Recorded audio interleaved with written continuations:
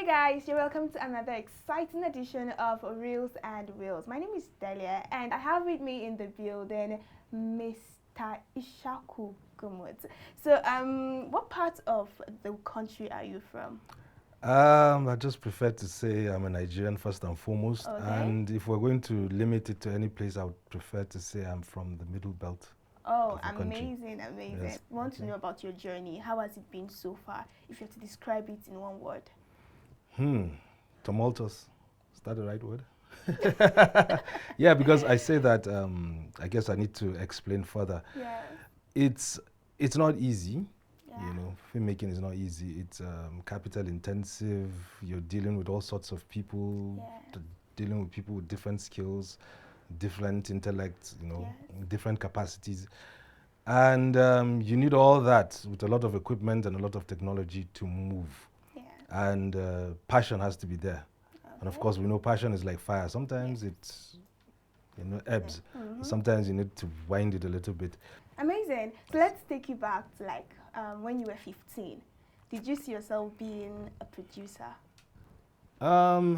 15, I was thinking of being more of a writer because I used to write. I was in the press club in school. Okay. I think I was even the editor-in-chief or something. Oh, amazing. Yes, and I'd written a couple of things, short stories, which I still have anyway, a little bit of poetry. Okay. So I'd always thought I would write. So I didn't think of myself as a producer first. So, but yes. right now you're a producer. Right now, I think I prefer to produce. Okay. Yeah, for a number of reasons. I still write, yes, Okay. but it takes a lot out of me, Oh. and I'm handling so many things. I tried my hands at directing. I still think I am a very good director, both for Amazing. documentaries and features. So you mentioned documentaries, Yes. and all right. So can you just tell us about some of the documentaries that you've produced? I mean, the one that is really dear to your heart. The first documentaries I wrote was that of Yaradua, not the late president, but his late elder brother, who was chief of army staff or something at one time. Okay. It's one of the documentaries that are dear to my heart because I learned a lot about Nigeria, the Nigerian politics, and at the end of the day, the leadership that we always like to insult are actually people like, us. Yes. They came from, they're either just people like you and I, and they have their weaknesses, but they also have their strengths, and one of it is the love for Nigeria, irrespective of how you regard them. Okay. So it was a turning point in my life in the way I saw things.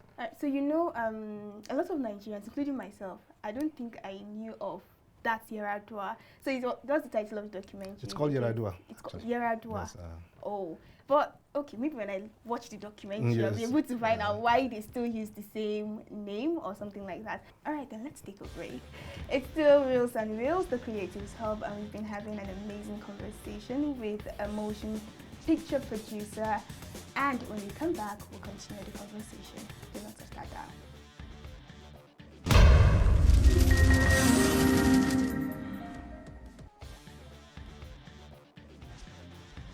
You're welcome back to the show. It's still Reels and Wheels, the Creatives Hub. My name is Delia, and I'm still in the building with Mr. Ishaku Gumut. So what kind of a producer are you when you're on set? Do you just carry the storm to the set, or you try to make it conducive for people around you? No, I prefer to, if there's a storm, I prefer to come my way. Because Okay, I'm so of the belief that the creative people on set need to have calm environment for them to be able to offer their creative juices to flow. Yeah. And I know that on set there are always problems, okay? Yeah. So now if you don't burden those creative types with these issues, so that's where I come in as a producer, and my love for turmoil. All right, so let's talk about your recent work. All right, right now we're on a development stage for two things. One is an animation. Yes, Animation. It has been in what they call development hell for quite a while, since Okay. 2014 or so. That's I've been working on it, and we're trying to see if we can pull it through by next year, hopefully. The second thing is something that I just stepped on across from a writer friend of mine. Okay. She has done a couple of things for me, and I've always appreciated her talent because she's quite fast. She sent something to me, and I read it and I liked it, and we've decided to see what we can do about it. Okay. So for now, recent works in terms of stage now, it's these two works which are in development stage. Hopefully by next year, early next year, we'll move into pre-production, production before the rains, and then post-production, hopefully. Okay, Yes. so now I'm curious. Okay. Why filmmaking? Is it for the money or the passion, or you just want to have something going on for yourself? It's a question that if I had an answer, I would really gladly, because all I know is that as a child, of course, as a child, you always have different dreams. Started out wanting to join the Navy, the Army, then being a pilot, all those, childhood Yes. dreams. But the thing that has always been with me is the love for stories. Okay. Like I said, I started as a writer. I'd always loved books, and I would always loved watching motion pictures more. Till at a stage in the time after I'd finished secondary school, I just realized that really everything my trajectory has been moving towards that, I tried to read some courses, but it just didn't work. I'm that kind of person that if my heart is not in something, I'm not motivated to do anything. So along the line, of course, my parents were very disturbed and discouraged because they couldn't understand why. Yes, And both of them are graduates who couldn't understand why this kid doesn't want to do anything. And it's not that he's dumb. So one day I just said, okay, let me just make them happy. Let me go to the university and then see what I can just. Then that was the day I decided to buy a newspaper, and I saw there was an ad. The National Film Institute is starting a program, and blah, blah, blah, blah. So instead of going home, I just went there immediately, and I met the then consulting director, Professor Hygiene Zikwazi, and we spoke, and I got the admission, and yeah, I've never looked back since. The rest, they say, is history. Yeah. All right, then let's take a break. It's still Reels and Reels, the Creatives Hub, and we've been having an amazing conversation with a motion picture producer. And when we come back, we'll continue the conversation. Do not touch that down.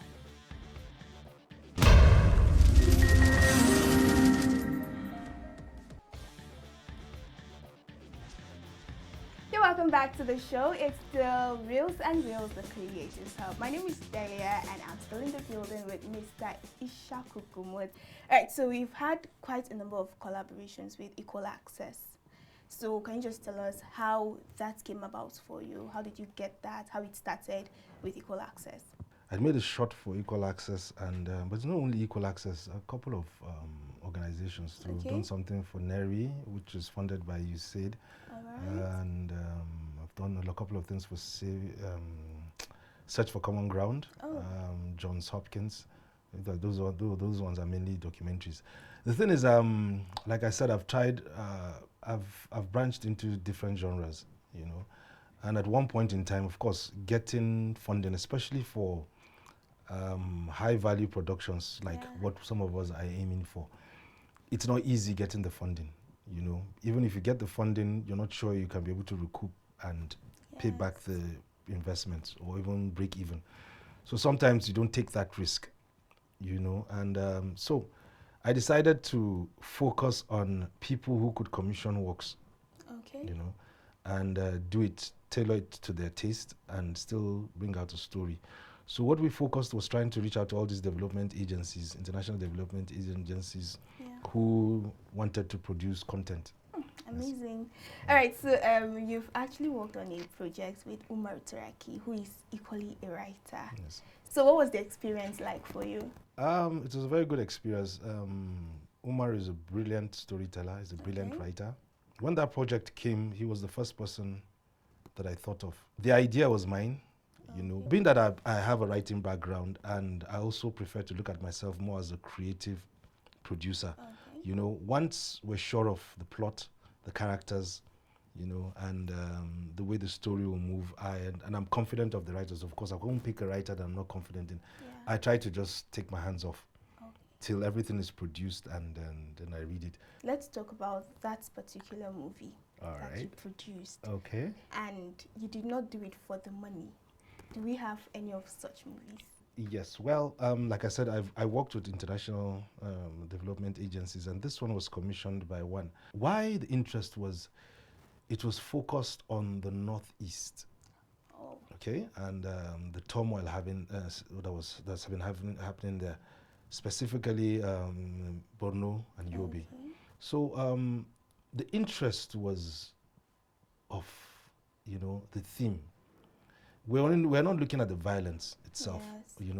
or people running, helter-skelter away from Typical. terrorists. No, what we're looking at was the effect Okay. on different people, the high, the low, the rich, the poor, male, Yes. female, people of different religious beliefs. So, is there a point in this journey, your being a producer journey, Mhm. that you thought, let me just stop this thing, it's not working? Yeah, I'm sure every person that's tried to involve him or herself in motion pictures, not even in Nigeria, I think worldwide, have come to a point whereby they say, Kai, this is not working, let me just dump it. Yes. It gets discouraging sometimes, you're trying to push meaningful projects, Yeah. and you can't get that door open because unfortunately there are always gatekeepers, Yeah, and true. those gatekeepers have their preferences. And sometimes, you might not be their choice, no matter how brilliant your work is. As I said, well, you keep on knocking on the door, one day it will open. Sure. If it doesn't open, what I believe is that maybe one day I'll just push myself to a position whereby I'm the one getting funds for brilliant filmmakers and making sure that, their dreams come true. Amen. Amen. Okay. So, how do you feel when you're working? Probably you're working or on set or just walking on the street, or you enter a room and someone walks up to you and it's like, I've always looked up to you. It's amazing seeing you. Like, how do you feel? Well, it's a humbling experience. Okay. But again, I'm also a very private person, so I shy away from publicity. So that's why I don't really like putting myself out in the limelight. I believe that's for actors and directors. So I try to avoid the limelight. Okay. So if I know that people know me where I'm going to, I just turn around and I don't go. All right. Okay, that's actually amazing. Yeah. All right, so let's take a break, and when we come back, we're playing a game. Trust me, you'll love this game. All right. All right, it's still Reels and Reels. Do not go anywhere. When we come back, we'll go straight to our game segment. Not touch that.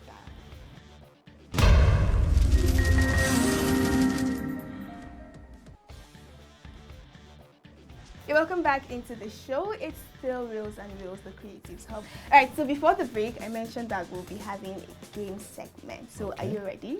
I'm ready. All right, so this game, just a little description, it's actually fast fire questions. Okay. Are you ready? Ready. What would you have been doing if you get to stop producing? I'll be writing. Okay, going back to first love. Okay. All right, so where's your favorite location to shoot a movie? Jos. Jos. Why Jos? The weather, the people. Okay, it's always about the weather. All right, so if you change your first name, what would you change it to? Okay. No, I can't think of an answer. I like my name. All right, so if you still change it to it's still the Ishaku. same. Okay, Yes. all right. If we are to shoot a documentary on your life, what would you want the title to be? I'm just a delinquent who got lucky. What? For a title. All right, so I want to hear. Probably I'll be the one to actually. So let's hear it. So when I get to see the documentary, like, okay, yeah, he mentioned it. Yeah. So let's have the title again. I'm just a delinquent who got lucky. I will check that out. We'll wait for it. All right. Probably it will be your next project. Yeah, probably. All right. So that's on the game segment. And to wrap up the show, we would want you to just say something to the viewers, people watching you, the people that are looking up to you, or someone out there who is lost and wants to get into the industry. What would you have them do? What would you say to them? It's discouraging, yes, but so is everything in life. So don't give up. Hold on to your passion. Find mentors. Develop yourself. Find your niche, find your own talent. There's so many skill sets in this industry. Find your talent, grow, harness it. If it doesn't work, move to the next talent. Find more mentors. Find people who share your passion, and don't give up. Amazing, amazing. So you mentioned find mentors. Do you have a mentor? I would start with the man that really set up the Nigerian Film Corporation. The National Film Institute, and Mr. Brendan Shehu. Okay, because without him, and I don't think I would have found a way out, or maybe I wouldn't, I don't know, but then he really set up so much. Secondly, of course, I talked of Professor Hyginus Ekwazi, who I met and gave me admission to the National Film Institute as a pioneer student. And of course, another managing director of the Nigerian Film Corporation, because I always tell people when I look at my CV, I owe everything to that man, and that's Mr. Folabi Adesanya. Wow. So these three people. Amazing, amazing. All right, thank you so very much for coming on the show. Thank you for having me. Gladly, we would want to do this again. All right. All right, so that's the much we can take today on the show. Do not forget to follow us on all of our social media platforms. It was amazing having this conversation. I want to believe that you got enlightened, you got educated, and you had a lot of fun. Join us again on another episode of Reels and Reels, the Creators Hub. I still remain my humble self, Delia. Bye.